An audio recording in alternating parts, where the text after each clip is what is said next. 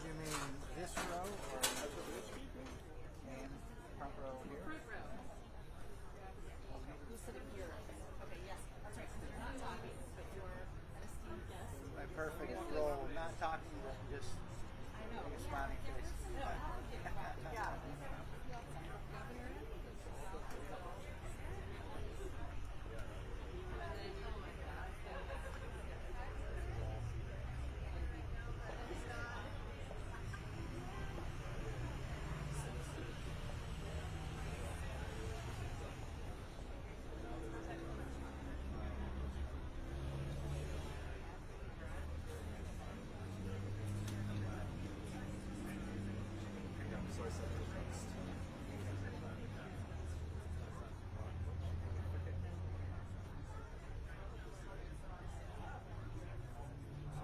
I don't even know who that is anymore.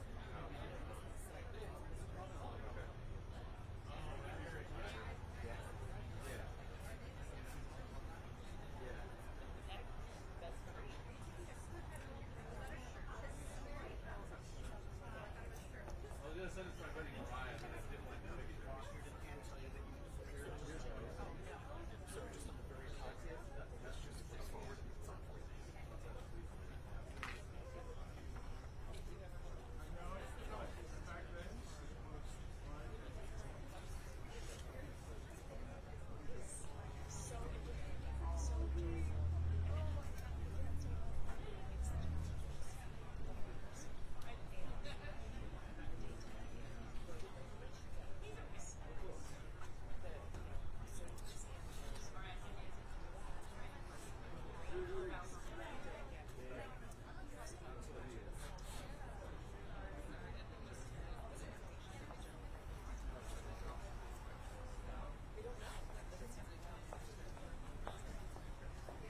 Val just wanted to. Yes.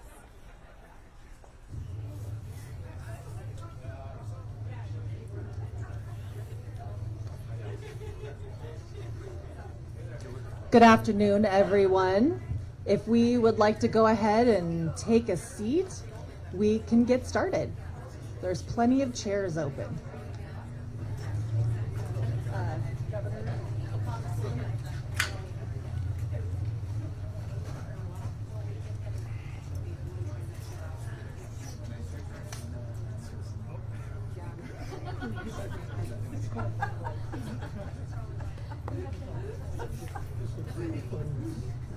That's interesting to just be staring at you. Hi. Not awkward at all.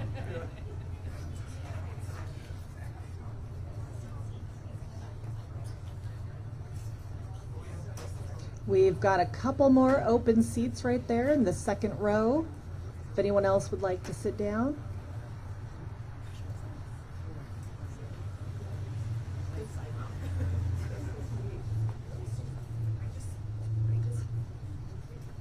All right, well, I think we can go ahead and get started. Welcome everyone to the Benton County Crisis Center.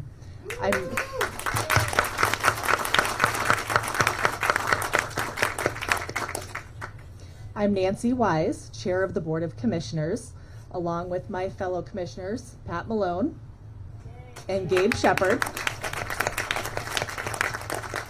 We welcome you to this celebration of a major step forward for our county. Many of you played a part in this great accomplishment. We acknowledge that what we know as Benton County was previously inhabited by the tribes of the Kalapuya people indigenous to this location. We recognize the pre-existing and continued sovereignty of those tribes who have ties to this place and thank them for continuing to share their knowledge and perspectives on how we care for, impact, and protect the land we live on. I'm honored to welcome Governor Tina Kotek to Benton County.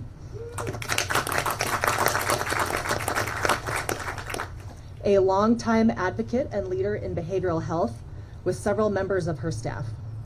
This facility would not exist without tremendous support from the state, and we are delighted to celebrate together. Benton County also received federal support for this project, and we are pleased to welcome U.S. Representative Val Hoyle.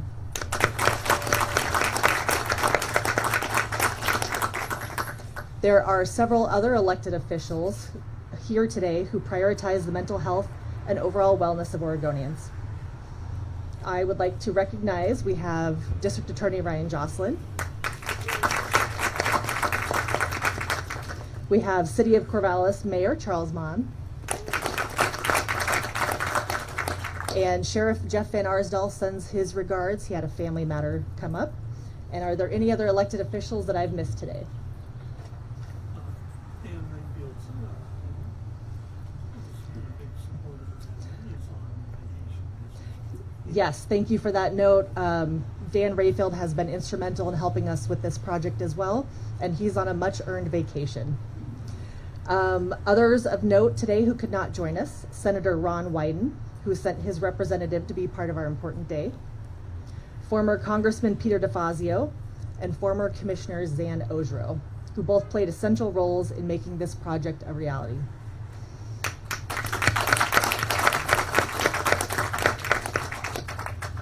Early in construction, this project hit an unexpected snag that could have delayed it indefinitely. I'd like to invite Assistant County Administrator Rick Krager to share that story.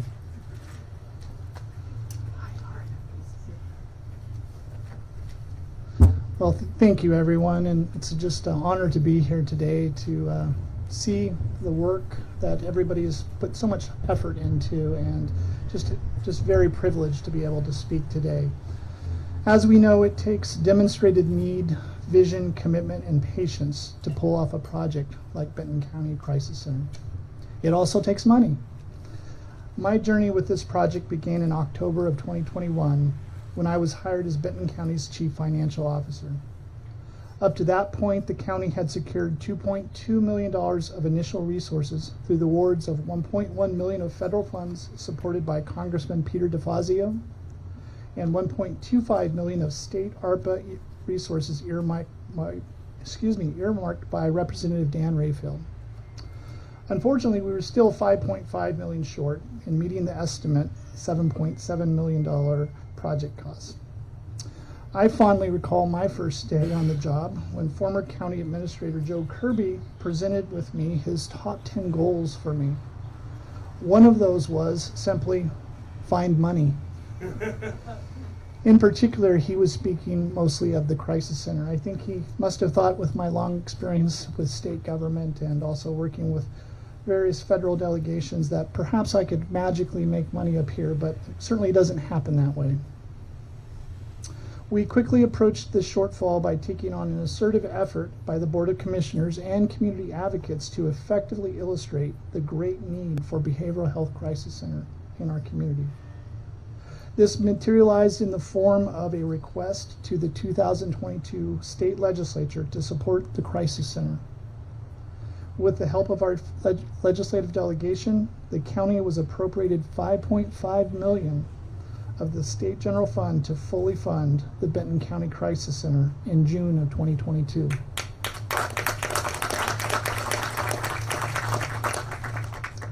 And with that, we were off to the races, or at least so we thought. A little history on this site is that it was at one time a gas station. While this type of site can present certain challenges, the location was ideal to provide the desperately needed services for our community. As we kicked off the construction phase of the project in the spring of 2023, we were all poised for an end of summer 2024 project delivery.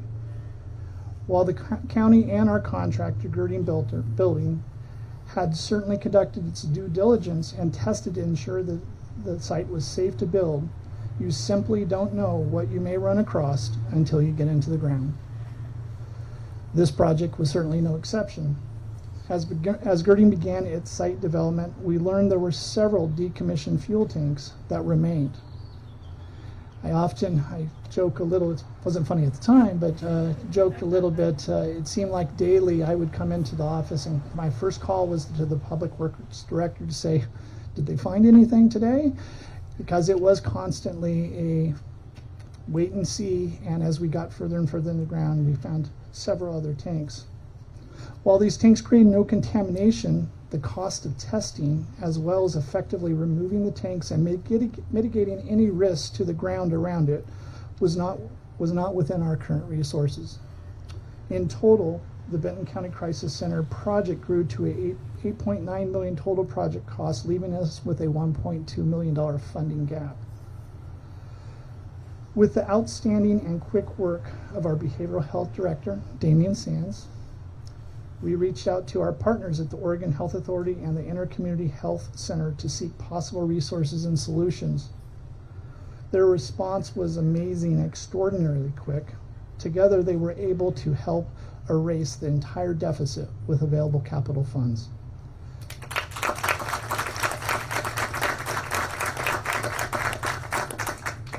As a result, we were able to get the project back on track, and while our completion date slipped 9 months, with the great work of girding builders, all of our wonderful county staff, and all of our terrific partners, we were able to complete the project in budget, at least the revised budget, with no additional strain on our county taxpayers. This is fully funded state, federal resources, and this is something we're very proud of.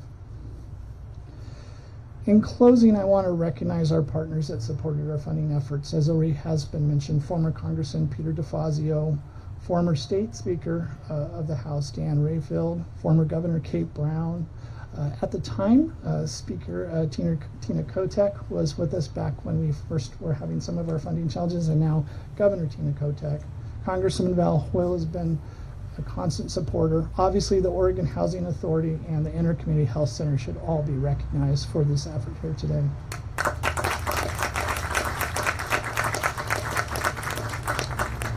In addition, I would be remiss without acknowledging the incredible leadership of our current Board of Commissioners, Commissioner Malone, Commissioner Shepard, Commissioner Wise, and I would also want to recognize former Commissioner Zana Ojiro for their perseverance, support, and dedication to meeting the behavioral needs of Benton County. This project would not have been possible without their leadership. Thank you.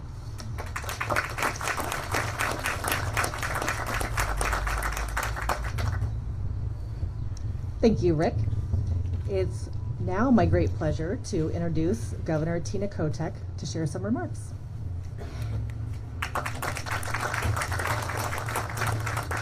Thank you, Chair Wise. Good afternoon, everyone. Thank you for that history, Rick. Glad to be here. Maybe for the state team here for the help for this project. I brought things in a plastic binder because of the rain, but you guys, you're good. So, well, good afternoon, everyone. It's really lovely to be here. The weather is cooperating. It's an honor to be here because if you have heard just from the snippets, and many of you know the story, to be here today with this type of wonderful facility, it takes a community, it takes perseverance, it takes vision, and I'm really proud to be here as your governor to celebrate this opening today, because we all believe that we could be doing a better job and need to continue to do a better job in Oregon to meet the needs of folks who are struggling with mental health issues and in some cases in a crisis state. We can do that here, and this is what we're showing here today. Thank you.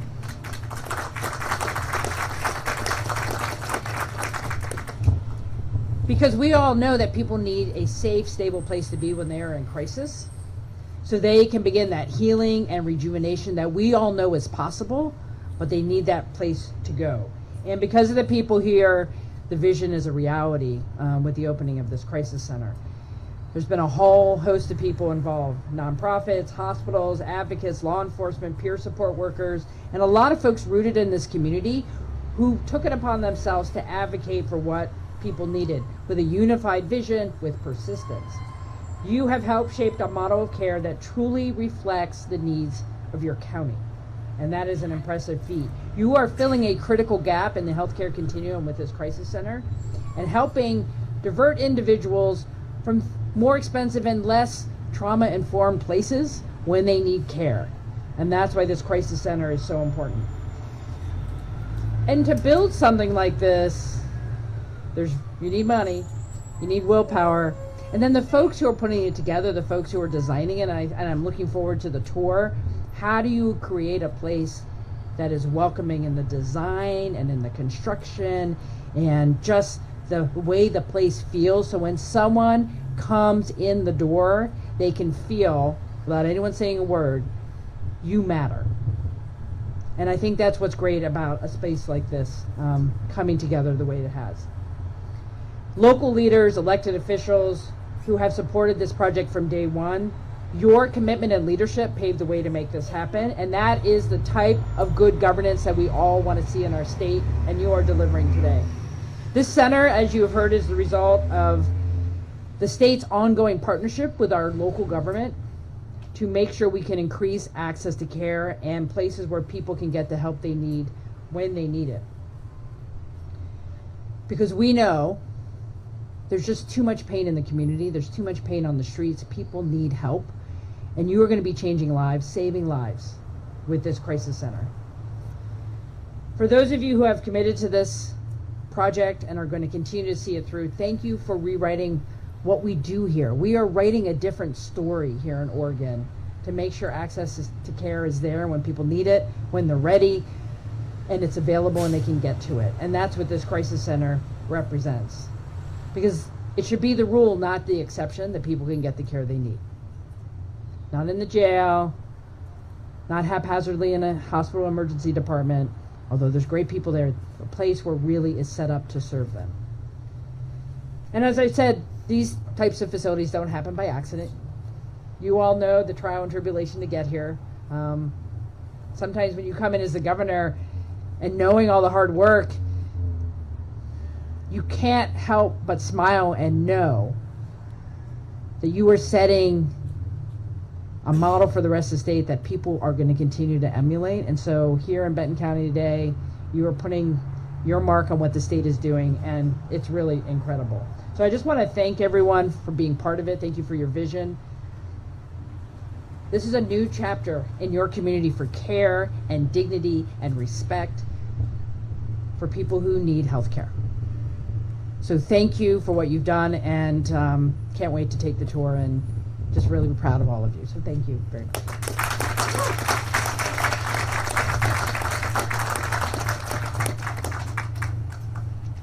Thank you, Governor Kotek. Next, we are honored to hear from U.S. Congresswoman Val Hoyle.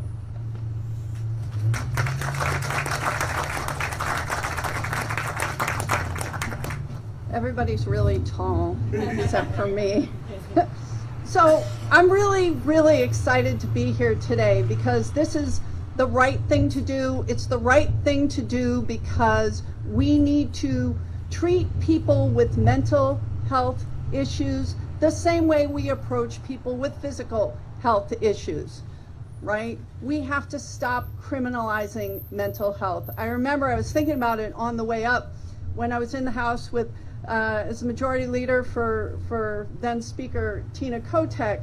I used to have a father that would call me every 4 to 6 months, and he would, you know, his daughter had suffered from severe schizophrenia, and she would have a psychotic break, and he would call me and say, I just pray that she'll end up in jail because I don't know where she is, and I don't know if she'll be safe because she can't make the choices, and she would continually get sexually assaulted, or she would make dangerous choices.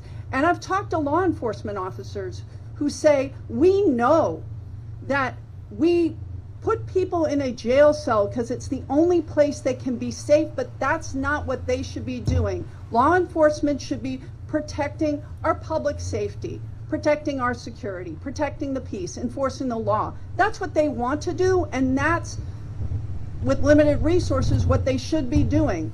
And if people are suffering from mental illness, they should be able to get the treatment. A long time ago, in 2007, I believe, we passed the parity law saying that in Oregon, we will treat mental health in parity with physical health. And so things like this mean that if somebody is suffering from behavioral health issues, they have a place to go, and it is the right place for them to go. So we can keep people safe, we can treat them as humans, and we can treat them for the conditions that they have. But this would not have happened without the hard work of so many people here, recognizing there was a problem and not stopping every time an obstacle was put in their way. not least of which was building on top of a place where there used to be a gas station, right? So I'm very proud to be here today. The next step and the next phase, we can get actual beds here so that people can have places to be while they're in crisis and stay overnight. And I'm really excited to work hand in hand with you, but mostly I want to thank this community, every single person here, for fighting really hard to make this a reality so that we can treat people the way they deserve to be treated as human beings. Thank you.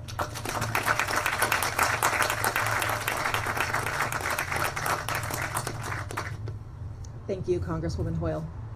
Next up, we have April Holland.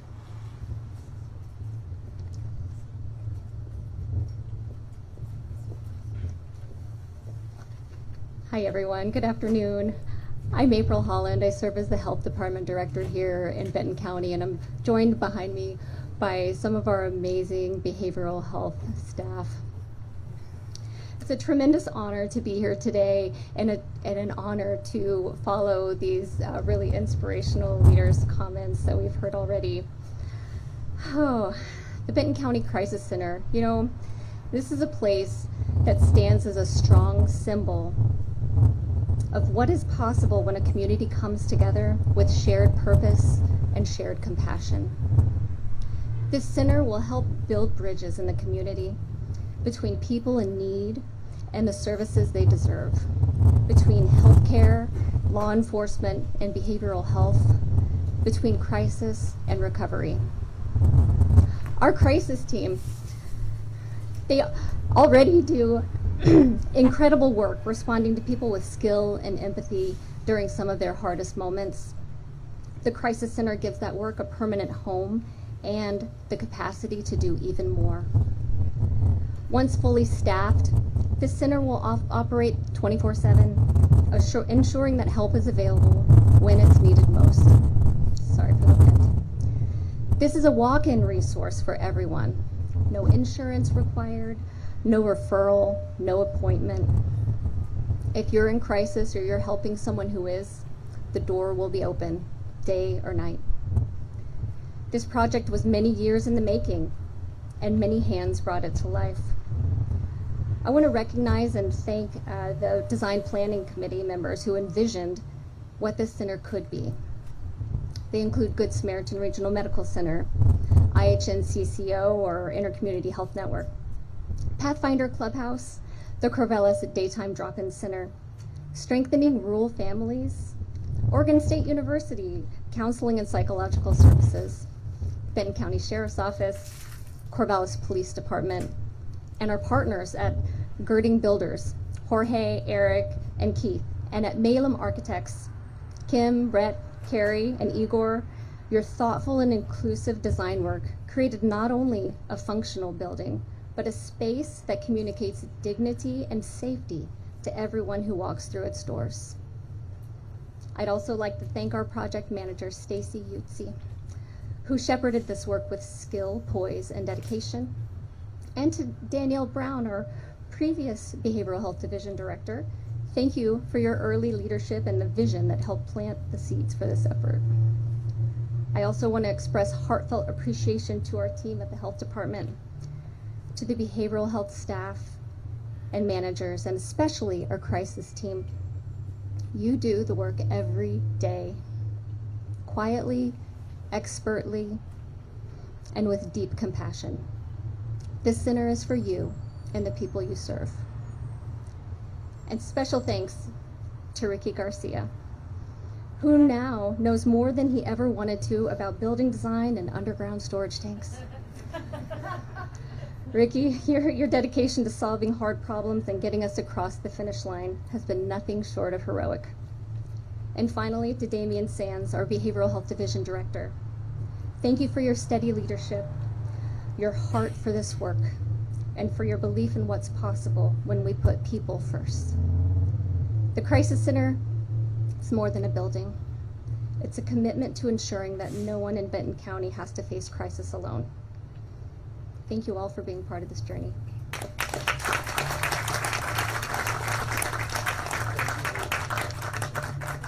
Thank you, April, and thank you, Behavioral Health Director Damien Sands and our members of the crisis response team. And I just wanted to add on my thanks and appreciation for the hopefully figuratively blood, but very probably literal sweat and tears that our staff has put into this project and that they will do every day. This is a beautiful building, but it will only be successful if our people make it so, and I know they will.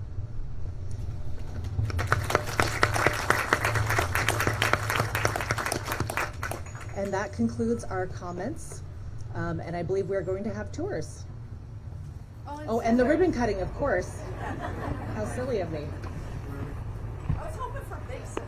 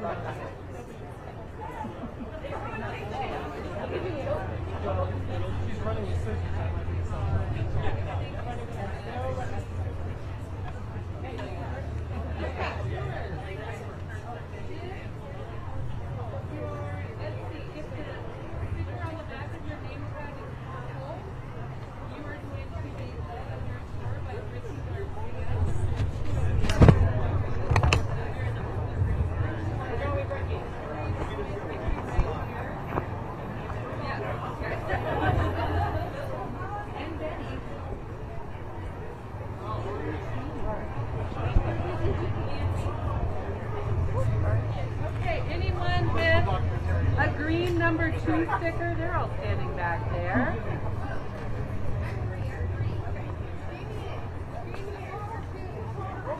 Our group 2 tour guide.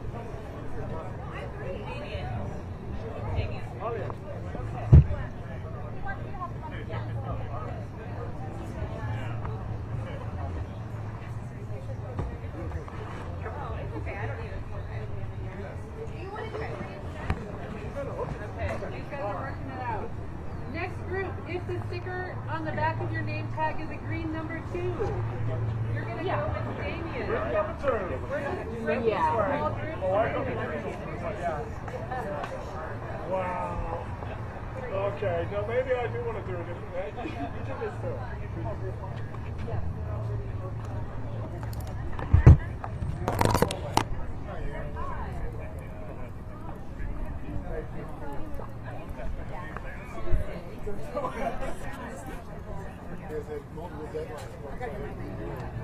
Oh, thank you. Sorry.